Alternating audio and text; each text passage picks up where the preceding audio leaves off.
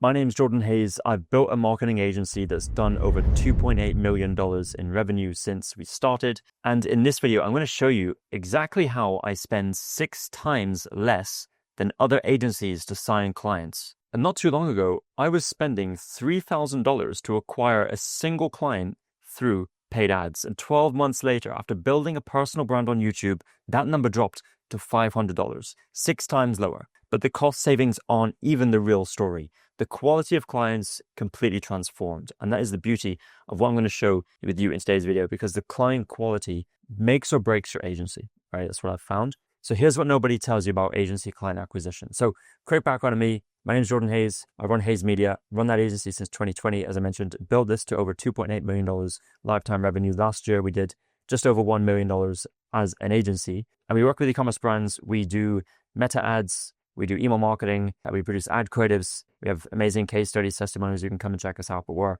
real company. And I also run Yando.io, which is a software that I built out of the need that I faced with my own team, my own remote team, which allows us to keep a stronger pulse on our A players, on our team, and build a stronger team and keep our clients for longer. So if you run a marketing agency and you have a remote team, go check out Yando.io, and it could well be a game changer for the way that you manage and operate your team. So for years, I believed what everyone told me. Run paid ads, build funnels, scale with predictable acquisition costs, and it worked, kind of. We got clients, but something was off, and today I'm breaking down why I stopped running paid ads for my agency and started building a personal brand instead. I'm going to break down the exact numbers that I'm seeing on my side, that we have, and I'm going to prove to you why that's a smarter play for agency owners like yourself. So let's talk about the paid ads trap. And everyone loves, the paid ads is fancy, it's sexy, everyone loves it, right? But here's what our paid ads look like. We run Facebook ads targeting business owners who need marketing help, right? We're focusing on e-commerce. The cost per qualified book call was around $300. We'd get 10 calls booked, 60% would show, which is 6 calls. And from that, we'd close 1 client, which is a $3,000 acquisition cost. On paper, the math worked, right? It wasn't so bad. An average client was worth at least $38,000 to us in their lifetime revenue, which was over a 12x return. But here's what the spreadsheet didn't show.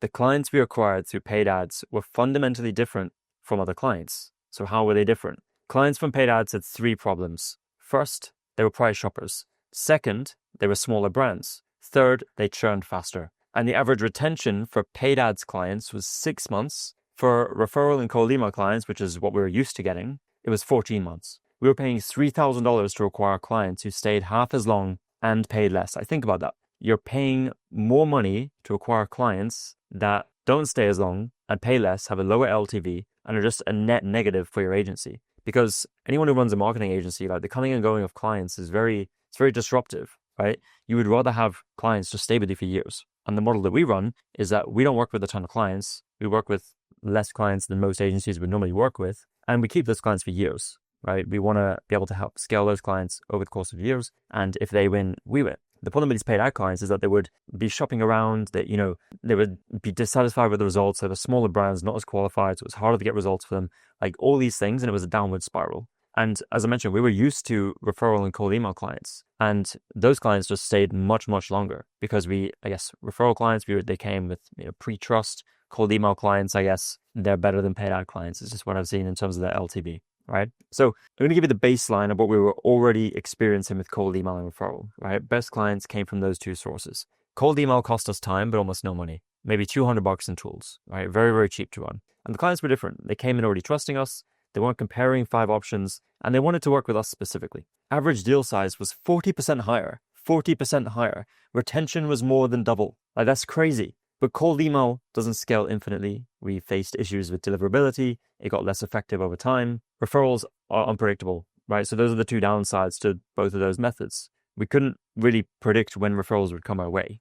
Sometimes it was a few in a month, and then we would go 3, 4, 5 months without a single referral. So you cannot, at least for me, with a small number of clients, I could not build a business just on referrals. Some other businesses can, and that's fine. But this is just my experience. So what I needed was a third channel to complement cold email, to complement referrals, that combined the trust of referrals with some level of predictability and consistency, right? So I can actually plan ahead and say, if we can get this many calls, this many leads, this many clients, we can actually plan ahead, a business trajectory. So this began with an experiment. The personal brand experiment. I started posting on YouTube. Why? Because I realized something. The best agencies I knew didn't run ads. Their founders had personal brands. they spoke at conferences, they had podcasts, and they were known. And my hypothesis was, if I could become known for something specific, clients would come to me pre-sold. And they would come already trusting my expertise, and they would want to hire Hayes Media, my company, specifically, right? They want to work with me, they want to work with my team, and it's just a matter of figuring out the details. So here is how the experiment actually played out.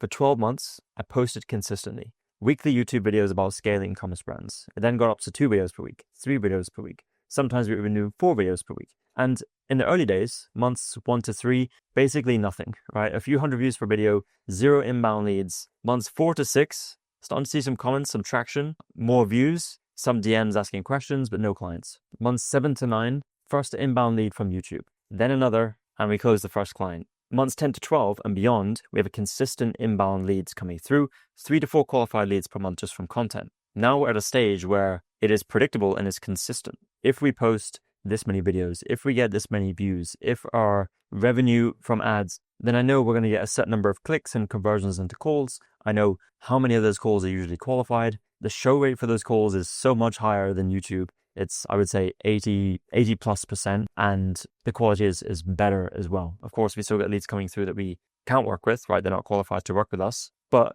guess what? You give them some advice. You say, look, we can't work with you right now, but keep watching the videos, apply the principles yourself, and come back when your business is at this stage, right?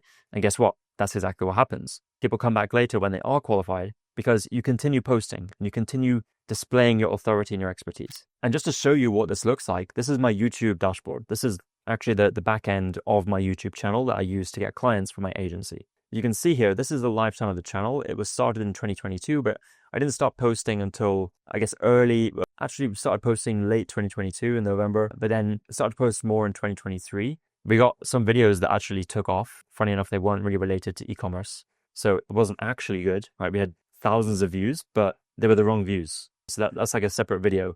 But I stopped posting for whatever reason. I just, maybe we was getting better traction with cold email right then. Maybe we were fine with the clients that we had, but I stopped posting. And I regret that, right? I should have just continued. And I picked things back up in 2024. You can see that we have a spike here, and then it's like more consistent in terms of the views, but relatively low, right? We're getting like a few hundred views per video. And this is what I was saying, like the early days, we weren't getting hardly anything. But then 2025, early 2025, started to double down more, started to post more volume, and we started to get higher views, right? We had spikes here, quarter 1, quarter 2, towards the end of quarter 1, and really quarter 2 is when it kicked off in 2025. And then we kept like a baseline around like quite consistent views over this time throughout the year, tailored off a little bit towards the end of the year, and then started to pick back up. And this just to show you that in this period right here, right, this is when we started to get more clients from YouTube. And we had a few coming through here, right? But this is really when it started to kick off, and it started to get a lot more consistent over these months, right? When the views were a lot more consistent. And I found that if like the views drop, then our client pipeline also drops. So the bottom line here is like, it is important to be consistent, and it's important to just keep the wheels moving on your content machine. So let's actually break down the numbers. What does this look like? So paid ads, $3,000 customer acquisition cost, 6-month average retention, and very price sensitive clients. We'd have to strong arm these clients to sign with us is ridiculous. A personal brand, $500 customer acquisition cost when you factor in equipment, editing, and 14-month average retention. But here's the real difference, right? The difference that you don't see is that the paid ad leads, they needed to be convinced that I knew what I was talking about because they just saw an ad. Of course, they didn't know who I was. They didn't trust me. So I literally had to explain so much on the call, and like that even wasn't enough, right? And they would want like a crazy offer with a guarantee and everything else. And it was just like, what are we doing here? Like, why am I doing this? And on the other hand, leads from YouTube, they came to the call already knowing that they wanted to work with me. They watched hours of my content. They knew my philosophy. We just needed to confirm fit and discuss the scope. And that was all. And this is the beauty of having a personal brand, something like YouTube. It might not be YouTube, it might be LinkedIn, X, Instagram. But why this works for agencies is because of what you're selling. You're selling your expertise, right? And you need a way to demonstrate that. You can demonstrate it in an ad, but like still, someone's seeing you for the first time. If someone comes to your YouTube channel and you have hundreds of videos with thousands of views, that trust signal is already there. And they can watch 5 videos, 10 videos, 2 videos, but they'll be able to see your expertise and know that you know what you're talking about. And you also have a content advantage because you're just sharing experience from the work that you're doing every day anyway, right? Like share case studies, share the way that you create ads, the way that you do SEO, the way that you build websites. Like it's stuff that you're doing anyway. Just document it and post it. So you're not even having to make anything new. It's just your day-to-day. And the thing that paid ads can never do is compound. Every dollar you spend on ads disappears once you turn off the ads. Personal brand, on the other hand, compounds. A video I made 8 months ago still brings leads today. My content library grows, my authority grows, and my audience grows. And it feeds itself. Better clients lead to better case studies, lead to better content, lead to better clients, right? It's a self-fulfilling cycle. And most agencies right now, maybe this is what you're seeing yourself, it's a downward spiral. If you bring on wrong clients, you cannot get great case studies. It's harder to get results for them, which means you have to get rid of them or they're going to churn. And that affects your team, it affects your growth plans. And guess what? It also affects your reputation. Now you can't get better clients, you don't have good case studies, so it's a downward spiral. And it starts by getting better clients. But the biggest challenge, I face this myself, is you need better clients, right? Like, in order to get good case studies, you need better clients. But like, if you're at a starting point of we don't have case studies, we don't have good clients, then you need to get out there and create authority for yourself, right? Display your expertise. And the way that you do that is with organic content on platforms like YouTube, where you can build an authority and build personal brand. And this is the way I see it. Paid ads are a treadmill, right? You pay to play and you'd have to keep running, right? Personal brand is an asset that appreciates. As I said, I could stop posting on YouTube tomorrow, but I have hundreds of videos that I've posted over the last few years. And yes, we may not get as many leads as we would if we continued posting, but our pipeline wouldn't just completely dry up. And that's the difference. So here's what to do next. If you're running an agency and spending money on ads to acquire clients, I'm not saying just cut everything off. Of course, if you're just burning money and not actually getting a return, I don't know, maybe consider turning those ads off. But if they're working, I'm not saying just cut that off. I'm saying to start building alongside it, right?